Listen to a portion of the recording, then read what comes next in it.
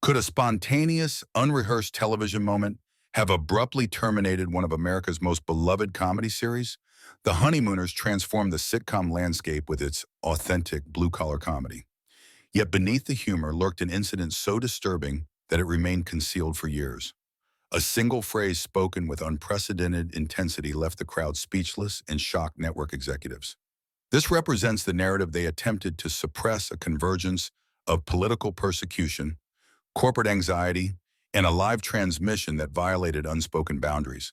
Was this an accident, or did Jackie Gleason expose something Ralph Cramden couldn't contain? At number one, rising from Brooklyn's pavements to television stardom, Jackie Gleason's journey didn't commence beneath glamorous studio illumination or within a luxurious California estate. His origins traced to a confined Brooklyn residence, the type where every footfall echoed with hardship.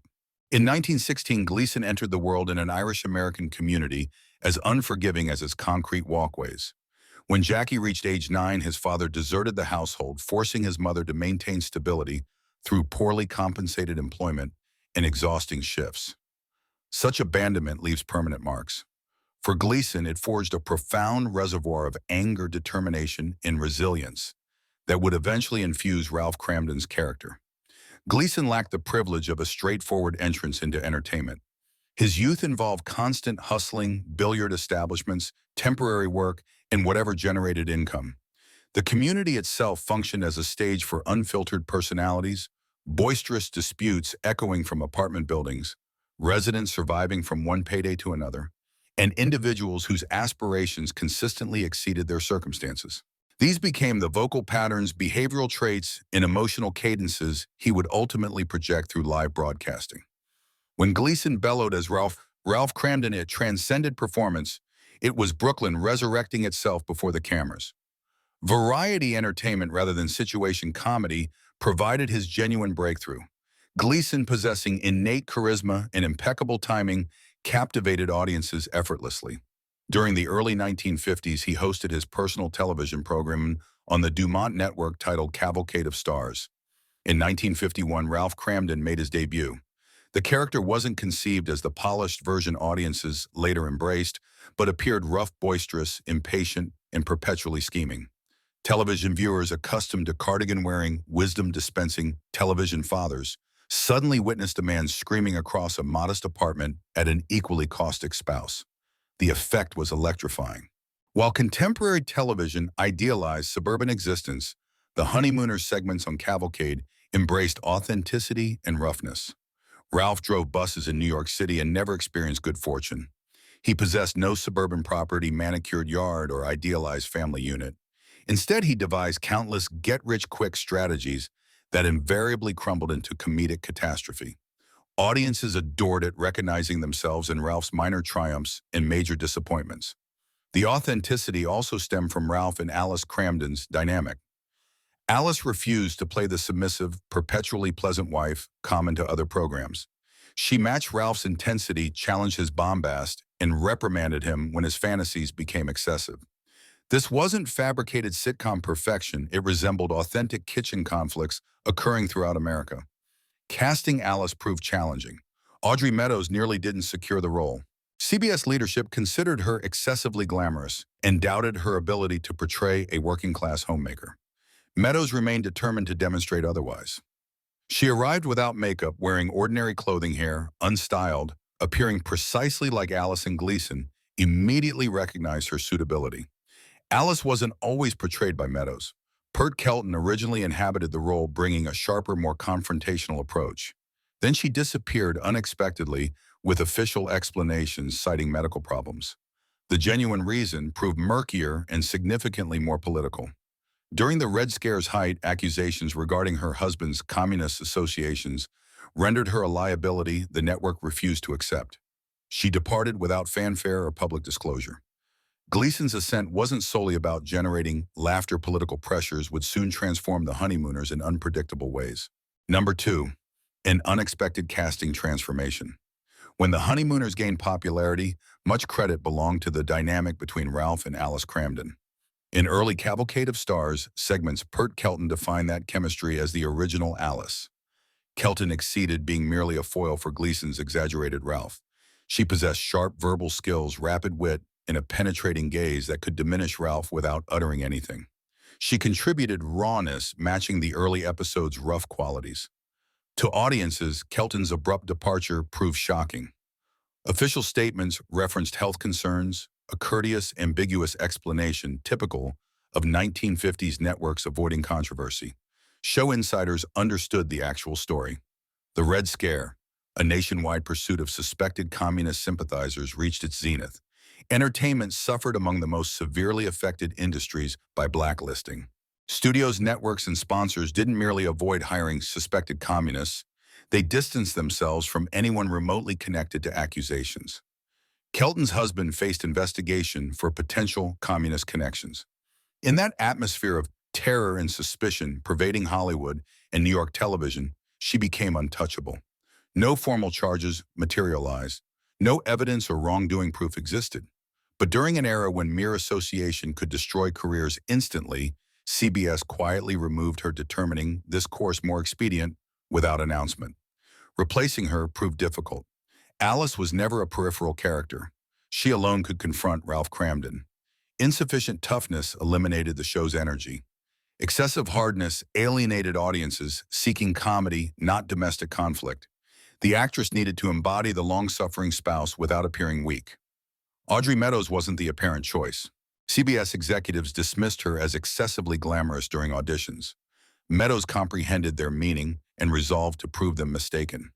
She presented new headshots opposite Hollywood glamour: simple dress, unstyled hair, no cosmetics. In those photographs, Meadows resembled not a movie star, but a Brooklyn working-class wife stretching limited resources. Jackie Gleason viewed the photos and instantly knew she fit perfectly. Once Meadows embodied the character, the chemistry transformed significantly. Kelton's Alice had been loud and aggressive, constantly matching Ralph's energy and volume. Meadows' Alice conversely remained more anchored. Her sharp intelligence persisted, but with calm, controlled delivery, making Ralph's bombast appear even larger. Rather than shouting back, she allowed Ralph's rage to exhaust itself before delivering lines that thoroughly deflated him. This created different rhythm, balancing Gleason's intensity with quiet strength. Some longtime followers of early sketches missed Kelton's fire, but Meadows' interpretation humanized Alice, expanding audience appeal. Now viewers witnessed not perpetually competing partners, but a couple caring for each other despite disagreements. Hostile confrontations were punctuated by tender moments. "Baby, you're the greatest" resonated differently following Meadows' Alice, enduring an episode of Ralph's wildest schemes. Political purging had reshaped the cast, but genuine revolution awaited when the show itself altered television history. Number 3, shattering American sitcom conventions. When The Honeymooners became its own series in 1955, television occupied a vastly different landscape. Airwaves featured pristine living rooms, impeccably dressed parents, and cheerful children learning moral lessons by episode conclusions. Programs like Father Knows Best and Leave It to Beaver portrayed idealized America: immaculate lawns, orderly homes, and fathers dispensing perfect advice. That defined television's purpose: reassuring, structured, and fundamentally safe. Jackie Gleason had zero interest in safety. When The Honeymooners premiered as a standalone series, it discarded nearly every unwritten sitcom convention. Polished suburban houses vanished. Their replacement, a cramped Brooklyn apartment with deteriorating wallpaper and a kitchen table serving as the family's center for arguments, aspirations, and disappointments. Instead of children delivering adorable quips, only Ralph and Alice existed, a married couple engaged in perpetual tension between dreams and reality. The show's brilliance extended beyond setting; it resided in honesty. Ralph Kramden wasn't a wise, stable patriarch. He was a working-class bus driver with excessive imagination, quick temper, and talent for sabotaging his own plans. Alice wasn't a passive, demure homemaker. She possessed sharp wit, spoke her mind, and remained steadfast. The characters were flawed, precisely what made them resonate with audiences. They didn't resemble glossy commercial images. They resembled the people watching from living rooms. Yet the format distinguished The Honeymooners. Each episode stood independently, a complete story with emotional arc. No ongoing plot required following. Viewers could tune in any week and immediately understand circumstances. Here lay brilliant complexity. Ralph's exclamations, "To the moon, Alice," and "Baby, you're the greatest," became instant cultural catchphrases, infiltrating workplaces, dining rooms, even political speeches. The show's unique rhythm reflected Gleason's stage background. He approached every episode like a one-act play live and minimally rehearsed. Tight dialogue, rapid pacing, and immediate stakes, even minor domestic quarrels felt authentic. No laugh track sweetened punchlines. The studio audience laughed because comedy was genuinely sharp and tension felt real. Such authenticity was dangerous in the 1950s but succeeded. By deviating from television idealism, the Honeymooners pioneered different storytelling. Without this seminal work, shows like All in the Family, Roseanne, or The Simpsons might not exist. Ralph Cramden provided blueprints for Archie Bunker's rants, the Connors' kitchen table battles, and Homer Simpson's flawed but lovable antics. It opened doors to characters being both unlikable and profoundly human. Uncomfortable parallels existed for audiences. Ralph and Alice yelled frequently and loudly, yet beneath sarcasm and shouting lay warmth. "Baby, you're the greatest," transcended punchline status. It reminded everyone love could survive even foolish fights. Such honesty gave the series longevity. The truths in verse proved risky. Breaking the mold was dangerous. If audiences sensed excessive reality, they could suddenly reject it. While the format attracted fans, one live moment would soon transform that realism into national controversy. Number 4. When silence fell upon the audience. It occurred on an unexpectedly ordinary night, a night that should have been merely another episode in a reliable live television run. The date, October 1956. The episode, The Deciding Vote. Superficially, it was quintessential Honeymooners material. Ralph Cramden, convinced his single vote could influence a local election, became entangled in misunderstandings, self-importance, and inevitable embarrassment. The script was intelligent, the premise relatable, and the live audience anticipated laughter. For most of the episode, events proceeded as planned. Gleason thrived, commanding presence, quick with improvisations, and feeding off the room's energy. Then came a moment that would change everything. During a heated Ralph-Alice exchange, Gleason delivered his trademark bang zoom straight to the moon line. Audiences had heard this phrase countless times, a comic threat that had become a running joke. Except this time it didn't sound like a joke. The delivery was different. Gleason's tone sharper, colder, his body language encroaching closer. The space with Audrey Meadows seemed to shrink. His voice descended into a register devoid of usual comedic exaggeration. The punchline landed with a thud. No laughter, no applause. Silence. The silence hung heavy in the studio atmosphere, with backstage crew members later reporting they froze mid-task. For the first time, Ralph Cramden appeared not like a lovable loudmouth, but dangerous. Different from reading the same line on a multi-take sitcom with recorded laughter. This was live television. Every twitch, every pause, every unplanned emphasis transmitted in real time to millions of living rooms. Growing up in an era where domestic violence on television was essentially taboo, certainly without realistic portrayal, that moment felt disturbingly raw. Critics who had previously praised the show's honesty now called this scene excessively real. Letters arrived at CBS not with praise but concern. Behind-the-scenes network unrest already existed. Ratings, while acceptable, were slightly declining. Sponsors complained about the show's coarse tone. Live broadcasts were becoming increasingly risky as unpredictable Gleason became harder to control. The moonline had always been inflammatory, balancing the edge between humor and threat, but this time it tipped decisively. The audience didn't outright withhold laughter, but doubt lingered. Was this truly funny? Reportedly, Audrey Meadows had previously expressed discomfort with Ralph's anger in certain instances. She didn't fear Gleason. Rather, she understood how easily a moment could go wrong for an audience expecting harmless entertainment. This night proved her justified. The line shifted from funny to somewhat unsettling in split seconds. In television, perception equals everything. Nothing publicly pivoted externally, but internally fallout was swift. Observing changing winds and fearing potential advertiser backlash, CBS executives commenced urgent private meetings. One particularly significant sponsor threatened withdrawing support unless edgier moments were softened. That sufficed for a clear decision. No press release, no scandal, just a whispered conclusion to the original 39 Honeymooners episodes. Behind the scenes, tensions boiled, and soon the show's conclusion would arrive faster than anyone anticipated. Number 5, the sudden conclusion and private consequences. The ending arrived without warning. No farewell episode, no announcement preparing millions of loyal viewers tuning in weekly. One week the Honeymooners existed, the next week gone. To the public mystery.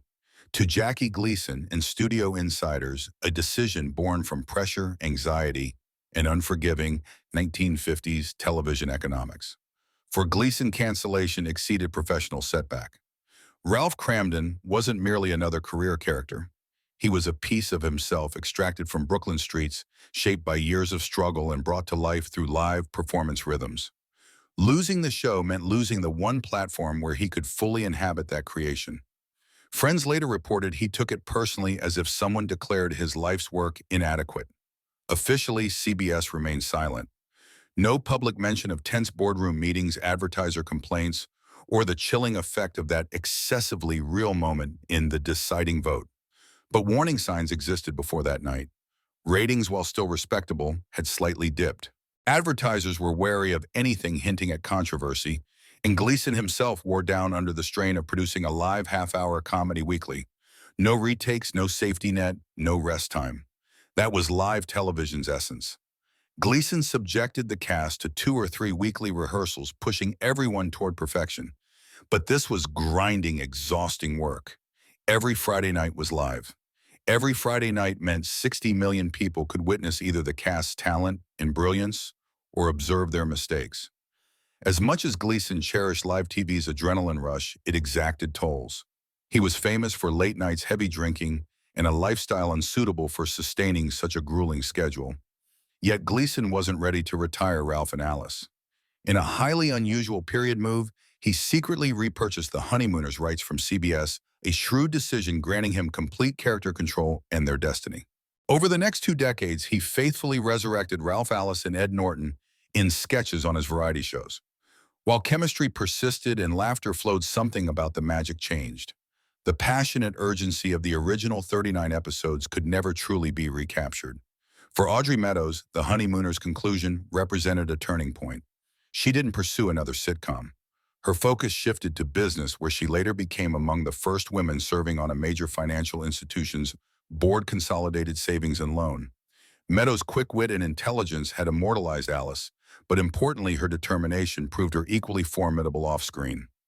Art Carney, the bumbling yet lovable Ed Norton, fared well post-show. He transitioned to film, earning accolades and winning an Academy Award in 1974 for Harry and Tonto. While maintaining contact with Gleason, their professional paths rarely crossed substantially. Carney would always be identified with Norton, yet he successfully avoided being trapped by the role. But Gleason wasn't finished. He would gamble on a second act for the Honeymooners in a completely new setting. Number 6, the Miami revival that failed to connect, for Jackie Gleason. The Honeymooners' end never felt final. Ralph Cramden still lived within him, and the chemistry of Ralph, Alice, and Ed Norton was too powerful to abandon permanently. By the mid-1960s, Gleason saw an opportunity to resurrect them, but this time on his terms. The revival wouldn't duplicate the original 39 episodes. It would be part of the Jackie Gleason Show, a variety program filmed not in New York, but in sunny Miami, Florida. The Miami relocation wasn't merely scenery change. It was a calculated decision driven by both creative freedom and financial incentives. Florida offered production tax breaks, and CBS sweetened the deal with full creative control for Gleason. No more executive battles over tone. No more sponsor ultimatums. Theoretically, Gleason possessed everything needed to recreate the Honeymooners' magic without interference. But the Miami version was a different beast. First, the format shifted dramatically. Original Honeymooners episodes were tight half-hour installments, compact stories with fast pacing, no filler, and live performances, raw energy. In Miami, Gleason stretched the format into hour-long episodes, sometimes longer. Pacing slowed, scenes lingered. What had once been quick, high-stakes domestic comedy now felt looser, more casual. Visual changes existed too. The gritty, monochrome Brooklyn apartment was replaced by cleaner, brighter sets. The charm of seeing Ralph and Alice navigate life in a small, worn-down space vanished. Everything looked more polished, walls, costumes, even lighting. It was as if the working-class reality that made the show relatable had been traded for a more conventional, television-friendly gloss. The original cast reassembled. Gleason played Ralph Meadows, played Alice, and Art Carney played Norton, but chemistry had changed. Years had passed, and by the 1960s, Gleason was older, heavier, with slower movements. The explosive burst that had been Ralph's fury became rarer. He seemed to favor a calmer, more measured delivery. Carney's Norton remained the same lovable goof, but their banter with Gleason had lost snap. Still, Meadows' grounding force couldn't quite reignite the spark. Certain Miami episodes contained brilliant moments, a perfectly timed exchange, a clever nod to past glory days. More often, though, the humor felt diluted. The longer running time itself seemed to weaken punchline impact. Rapid-fire setups became increasingly saggy with extended dialogue that simply didn't work anymore. Part of the problem was losing live television that dash of excitement. The original Honeymooners lived for a paying audience, had the impossible happening before that audience, and through flubs and improvisations that magic. But the Miami version was taped for retakes and editing benefits, thereby providing some control while sacrificing spontaneity. There simply wasn't the tension where audiences used to lean forward in anticipation. More cosmetic than substantive compared to the original Honeymooners, it was very different from the source. Ultimately, Gleason, ever the perfectionist, tried introducing new stories, experimenting with music, even inviting guest stars. But those changes simply proved the distance the show had traveled from its original incarnation. The reunion episodes ran longer on extravagance, but shorter on heart compared to the original show. Without the tight focus on Ralph, Alice, and Norton's middle-class struggles, Miami simply had trouble hitting the same response. Even as the revival faded, the Honeymooners was finding a second life not on stage but in the hearts of a new generation. Number 7, from controversy to cultural monument. By the time the Miami revival faded, it might have seemed the Honeymooners was destined to remain a fond but distant memory. The original run had lasted just 39 episodes. The Miami version couldn't capture the old spark, and newer sitcoms were dominating primetime. Yet what happened next was something even Jackie Gleason himself couldn't have fully predicted. The Honeymooners began its slow, steady climb from a short-lived show to a cultural monument. The transformation started quietly in reruns. Local stations picked up the original episodes, filling daytime and late-night slots with the Cramden's black-and-white banter. Without the pressure of weekly ratings, the show was free to be rediscovered on its own terms. Viewers who had missed it during its first run now found themselves laughing along, and younger audiences too young to remember the 1950s were meeting Ralph, Alice, and Norton for the first time. By the late 1960s and early 1970s, reruns had turned those 39 episodes into something far bigger than they'd been during their original broadcast. The very qualities that once made the show risky, the working-class setting, the sharp marital arguments, the flawed characters, now felt fresh compared to the increasingly polished sitcoms of the era. What had been controversial in 1955 was by then part of television's charm. The infamous bang-zoom line, once at the center of the show's most uncomfortable moment, became a piece of Americana quoted, parodied, and referenced everywhere from cartoons to political speeches. Context had shifted. By the 1970s, the line was seen less as a threat and more as an emblem of old-school TV humor, a relic from a time when sitcoms were performed like stage plays. Critics examined the vocal series as it progressed through television.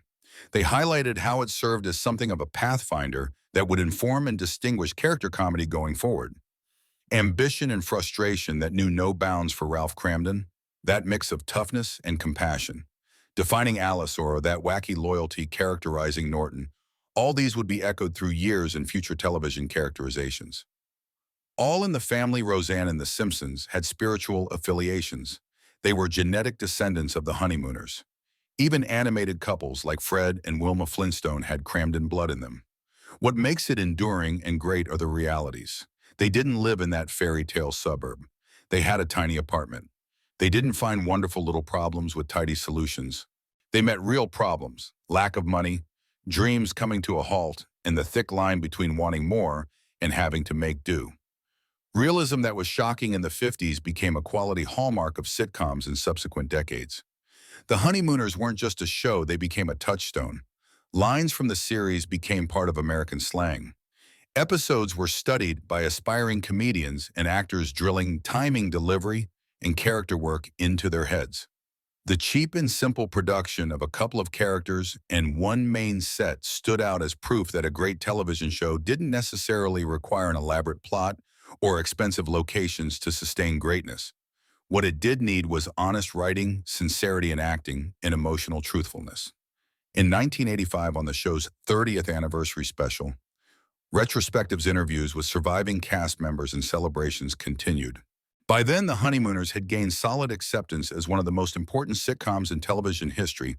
The very controversy that once threatened to sink it became nothing but a trivial footnote, an odd chapter in the story of a series whose influence escalated as the years went by. The infamous scene that pulled The Honeymooners off the air wasn't just a mistake. It was a turning point for American television. If you enjoyed uncovering the truth behind this iconic show, like, share, and subscribe, and click the next video for more stories Hollywood tried to keep in the vault.